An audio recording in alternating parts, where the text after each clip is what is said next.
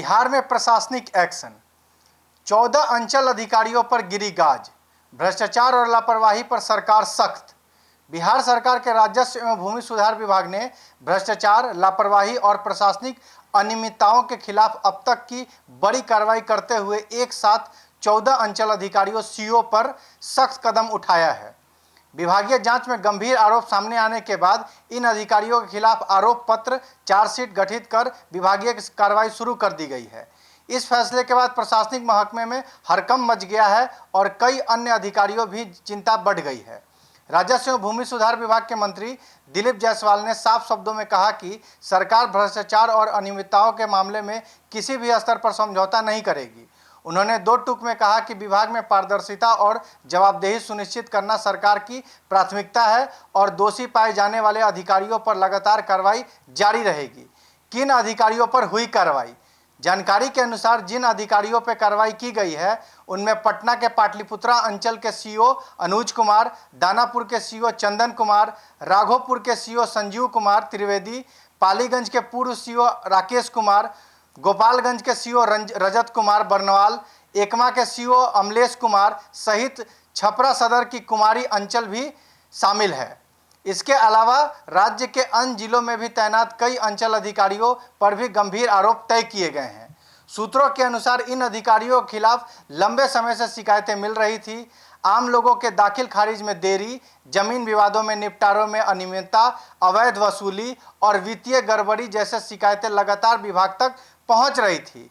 कई मामलों में विभागीय जांच भी कार्रवाई की गई, जिसकी रिपोर्ट में आरोप की पुष्टि होने के बाद सरकार ने यह बड़ा कदम उठाया है। जमीन से जुड़े मामलों में सबसे ज़्यादा शिकायतें, बताया जा रहा है कि अधिकतर शिकायतें जमीन संबंधित मामले को लेकर थी। कई अधिकारियों पर आरोप था कि दाखिल खारिज, भूमि म्यूटेशन और ऑनलाइन रिकॉर्ड्स अपडेट करने के नाम पर लोगों से पैसे मांगे जाते थे। कुछ मामलों में जानबूझकर फाइलों को लंबित रखने और आम लोगों को कार्यालय के चक्कर कटवाने की शिकायतें भी सामने आई थी। विभागीय जांच में यह भी पाया गया कि कुछ अंचल कार्यालयों में नियमों की अनदेखी कर काम किया जा रहा था, सरकारी प्रक्रियाओं में पारदर्शिता नहीं बरती जा रही थी और कई मामलों में वित्तीय अनियमितताओं के संकेत मिले थे। इन्हीं रिपोर्ट के आधार पर विभाग ने सख्त कार्रवाई का फैसला लिया। मंत्री दिलीप जायसवाल का बड़ा बयान। राजस्व एवं भूमि सुधार मंत्री दिलीप जायसवाल ने इस कार्रवाई को लेकर बड़ा बयान देते हुए कहा कि सरकार जीरो टॉलरेंस की नीति पर काम कर रही है। उन्होंने कहा कि बिहार सरकार प्रशासनिक व्यवस्था को पारदर्शी और जवाबदेही बनाना चाहती है और किसी भी अधिकारी को जनता के अधिकारों के साथ खिलवाड़ करने की अनुमति नहीं दी जाएगी। मंत्रियों ने कहा, भ्रष्टाचार और लापरवाही के खिलाफ यह बड़ी कार्रवाई है। जिन अधिकारियों पर आरोप साबित हुए हैं उनके खिलाफ विभागीय कार्रवाई शुरू कर दी गई है। सरकार चाहती है कि आम लोगों को जमीनी संबंधित मामलों में किसी प्रकार की परेशानी ना हो और सभी काम तय समय सीमा पर पारदर्शी तरीके से पूरा हो। उन्होंने यह भी संकेत दिया कि आने वाले समय में और भी अधिकारियों की जांच हो सकती है। विभाग लगातार शिकायतों की समीक्षा कर रहा है और जहां भी अनियमितता मिलेगी वहां कार्रवाई तय मानी जाएगी।